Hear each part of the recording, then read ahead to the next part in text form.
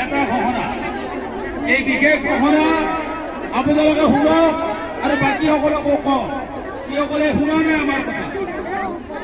এই দাবী সন্দৰ্ভ সঞ্চালকৰ প্ৰস্তাৱ সন্দৰ্ভ মাননীয় সঞ্চালক সুভাষ মোদী ডাঙৰীয়াই প্ৰিন্সিপাল ছেক্ৰেটাৰীৰ লগত মন্ত্ৰীৰ এটা আলোচনা এই খবৰ আমাক জনাইছে আৰু কৈছে খন্তেক পাছতে আপোনালোকক আমি জনাই আছো, অলপ সময় ধৈৰ্য ধৰি খবৰ ৰখি থাকক।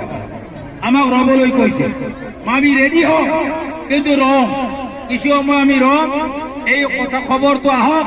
এটা আলোচনা চলি থকা বুলি কৈছে, আলোচনা চলাই তেওঁলোকে এটা ভাল খবৰ দিম বুলিও আমি এই খবৰলৈ অপেক্ষা কৰিছো। খবৰ নাই এই সময়ত, গতিকে বান্ধৱীসকলক অধৈৰ্য হবলৈ মানা কৰিছো মই। অধৈৰ্য